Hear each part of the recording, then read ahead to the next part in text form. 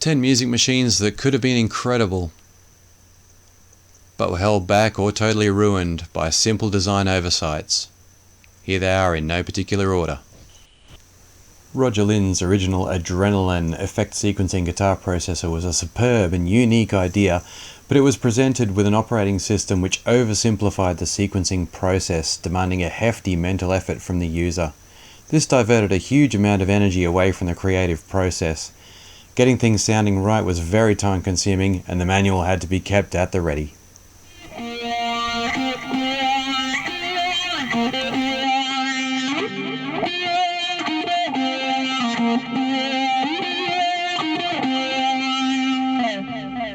Yamaha's Tenorion took hyper-engineering to a new level.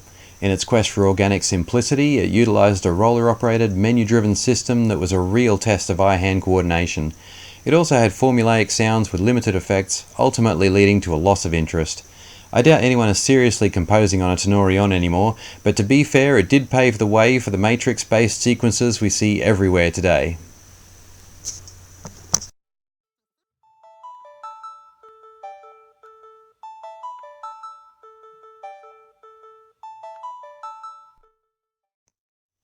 Yamaha's DJ-X2, successor to the brilliant DJ-X. This keyboard was all about fun sounds, remixing styles and utilising effects, but it had no future resistance at all. You can't create or upload new styles, and now it sounds very dated. It also has no serious sequencer, a stifling operating system, and amazingly, no arpeggiator. The result was a loud, garish, backward stumble from its brilliant predecessor.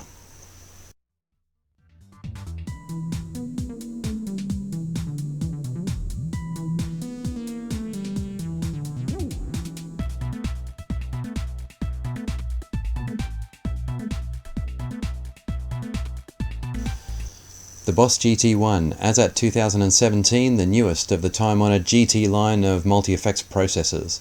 It has a slick design and a great interface, but again, just a lack of good quality sounds which are stuck in the second-rate vibe that earns these devices so much scorn from experienced players. Boss has gone more complex, but ultimately backwards.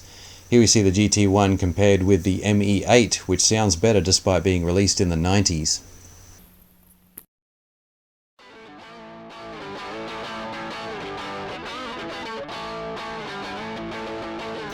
Roland's SP808 is lauded as one of the best sampler synths of all time.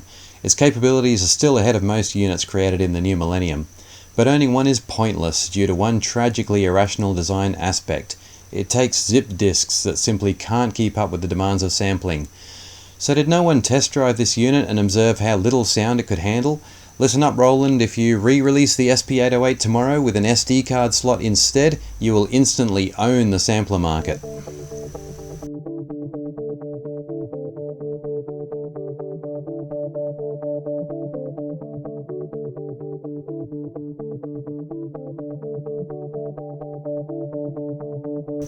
Another one from Roland, the PM A5, was a massively versatile sequencer with a great sound set.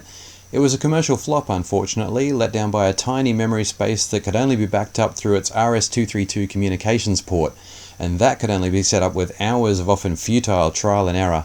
Few computers could talk to this device, and newer operating systems don't support it.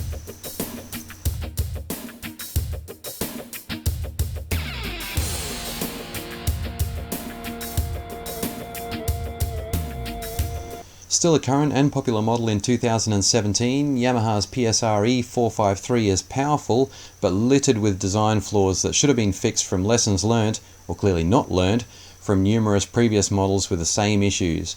There are many annoying limitations stopping you just inches from the prize every time. It's great, but I've been moved to create a video about how close this keyboard gets to being the best in its class, if it wasn't for the design problems. I'll provide the link.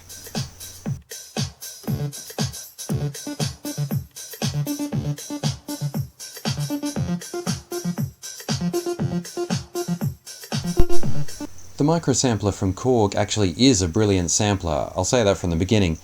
It just has one infuriating and all-encompassing problem.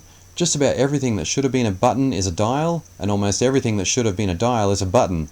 This doesn't sound like a big deal, but it constantly leads to confusion, workflow interruptions, and potential embarrassment on stage.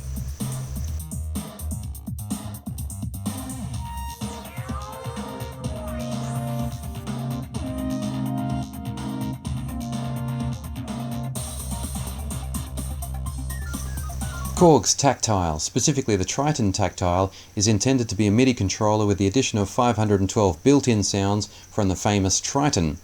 This is a great idea in principle, as it allows the Tactile to perform as a live instrument.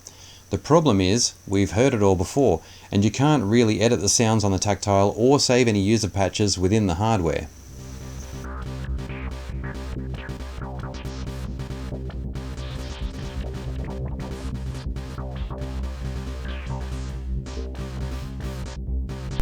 Rowlands Phantom X series of synth samplers are laden with great features and user-friendly software, but they are heavy units with very fragile build quality, especially on the inside.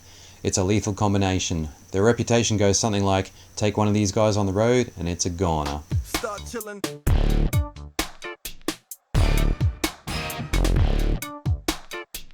Relax, relax, relax, start chillin'. Cassio's XWP is the king of bitter disappointment. Consumers were drawn feverishly to this device with its fascinating appearance, its massive great sounds, diverse range of effects, and solid sampling engine.